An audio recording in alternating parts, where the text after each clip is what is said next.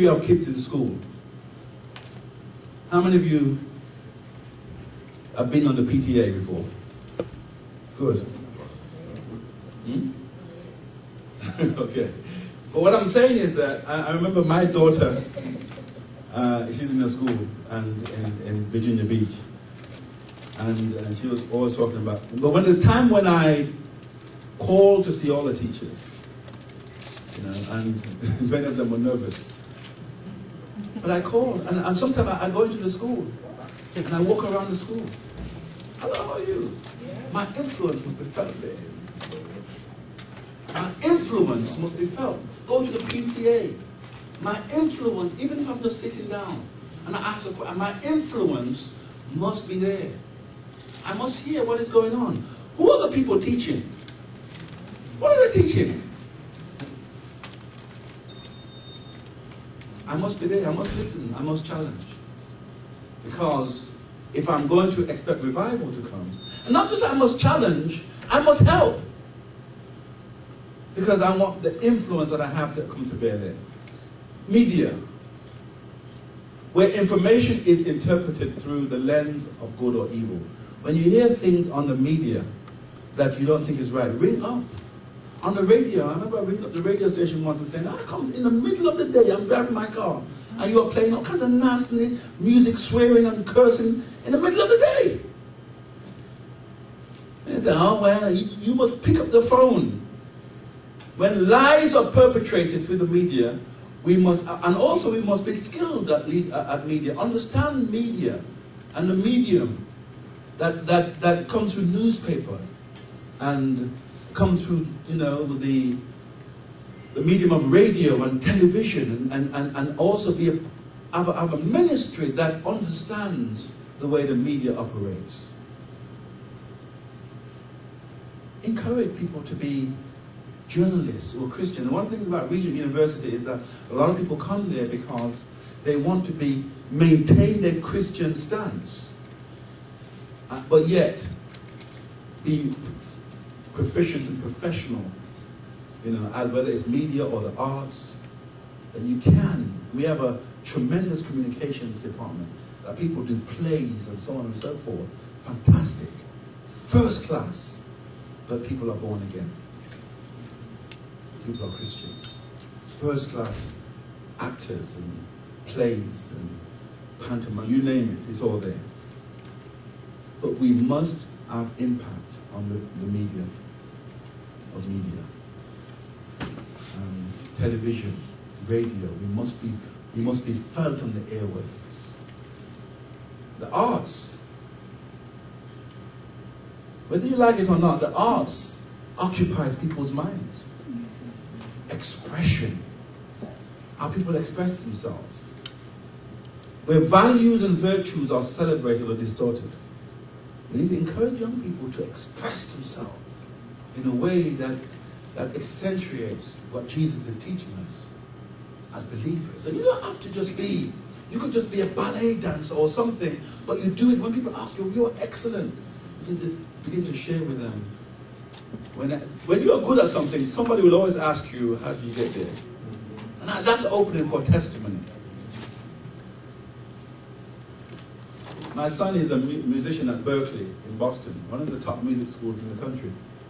And whenever he's been playing music since he was 2, so he's very brilliant in many respects.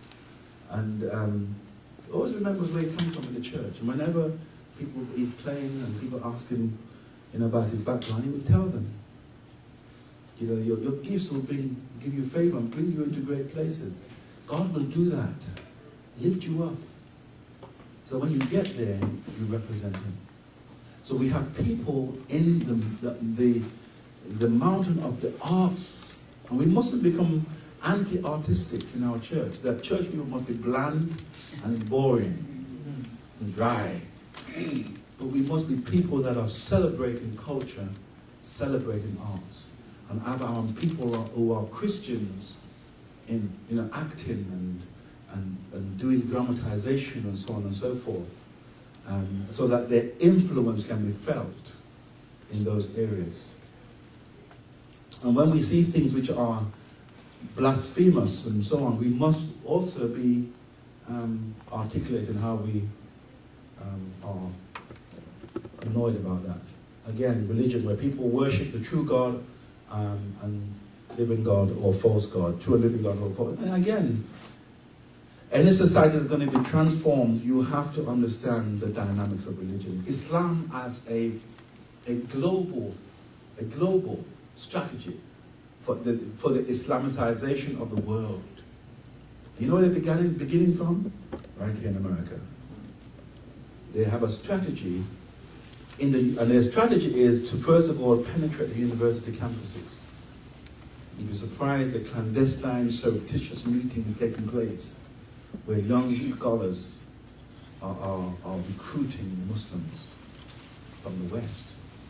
And so people who are Muslims and people who are anti-American, when we had the bombing in London, they were looking for terrorists that were, you know, from Egypt. And what they found was a man with a Cockney accent saying, "You all right, mate?" He was a terrorist. We must understand the way religion works and operates because it's a mountain. Family is a mountain. Leadership must understand the power of the family. We have people, family where either the blessing or curse is passed on to successive generation. We have people who are trying to redefine the family. You know, a man can marry a man. A woman can marry a woman. We define the family.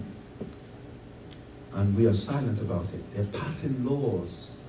And then one day we wake up and our child tells us, "Oh, by the way," or your grandchild tells you, "By the way, Mommy, my teacher's a homosexual, he's gay. We saw his husband the other day."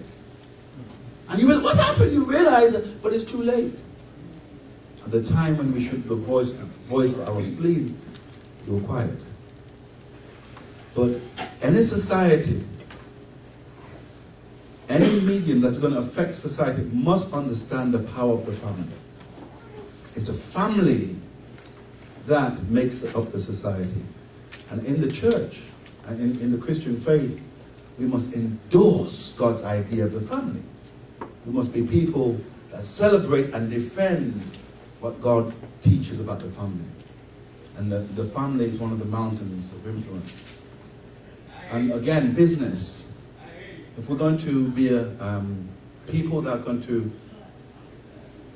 really allow the gospel to penetrate the entire world, how many of you know it's going to take money? Mm-hmm. You know when they bombed Saddam Hussein, for example, when he's dead now, but Osama bin Laden and all the rest of them, they pumped millions of dollars. Now, when I was in Ghana, particularly when I was in Nigeria, and I stayed in Nigeria for some time in the northern part. Nigeria, Guinea-Bissau, Guinea-Conakry, when you look at Ghana, Togo, and all across the western region, and parts of eastern Kenya and eastern Africa, you'll find that every village I went to, even when there's hardly anybody there, every village I went to, I always saw a mosque. And these mosques were being built by Saudi Arabian businessmen. And they have a plan to build a mosque in every city. Now, if you're going to have influence and we're going to impact our community, it's going to take money. So we need God to raise up people who are business savvy, people with entrepreneurial ideas. We need to begin to pray that God blesses people with creativity, with inventions, godly people that can bless God's ministry. I remember when ORU, you've heard of Oral Roberts University, and my brother-in-law was one of the professors there, and he was telling me that, and I knew, there were $50 million in the red, going down. And that school, since the 1960s when it started, in spite of what people might say, they've been training leaders and sending them all over the world. ORU.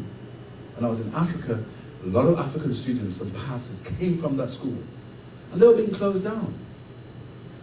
One man called Mark Green, and I don't know if you've heard of Hobby Lobby, anybody? It's a chain store that it operates more in Oklahoma and those places. But multi-million-dollar chain store. One man called Mark Green was a Christian. When his daughter, his granddaughter went to ORU, when he learned that the school was going to be closed down, he began to inquire. And when he looked around the school, he saw the school was a great Christian school designed to train leaders. And that guy, he said, look, if you remove all the Board of Regents and we start again, I'm willing to donate. And he gave the school overall $70 million. $70 million for the kingdom of God. Now, if you don't have money, if you don't have business savvy and so on, we can't have people who can bless ministries. If the gospel is going to be global through TV, through radio, it's going to take money. And we need to begin to encourage our people, encourage students who are in business, pray for people who are in business, and ask God to raise up people who can have influence in the business world for God. And the question then is, how might we mobilize a church to pray effectively and to bring influence in these 7 mountains? And that's a question that you could think about.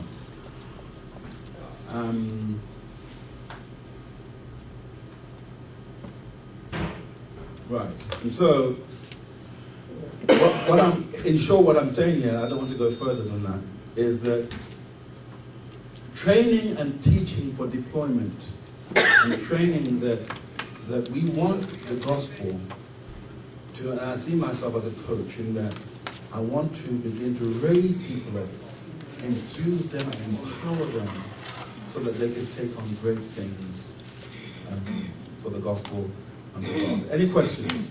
You were saying earlier that the curses and the blessings were passed on generationally? Right. So now, in this case, what I'm talking about is that many families, when you look back, some families have a history of alcoholism. Some families have histories of divorce. And we're not just talking about, when people talk about curses, they think about some kind of ethereal spirits and demons. I'm talking about mindsets, whereby certain mindsets of poverty, mindsets of low self-esteem. So when you think, you can maybe look up what we mean by curse, but when each generation, you look back in certain generations of people, that certain things are passed on from one generation, certain spirits of families are passed on from one generation to the next, and when you realize is that happens through the family line. Now, I don't think it's, although I could debate whether or not curses biblically defined as in terms of God passing on curses or giving a curse and that curse is passed on. I'm not talking about that. But I'm talking about the curse. I see poverty as a curse. When I say that, I don't mean that see poor people as a curse. I'm saying that when you have a mindset that impoverishes you and tells you that you can never be nothing, you have to break that mindset. So to answer your question, when I use the term here, I'm more talking about mindsets and the spirit of families and value systems, as opposed to a sort of an ethereal spirit, that a curse that came from God is cursed one person, and that is passed on from generation to generation, irrespectful of who that person is. Because I don't believe personally that if, for example, my generation or somebody in my generation was a satanic worshipper, all right, I don't believe that can just come down to every generation, and no matter what I do, it comes upon me. But what I do believe is the mindset of demonology, of fatalism, certain philosophies of living that is passed on from the grandfather to the father to the children, that mindset can be passed on that D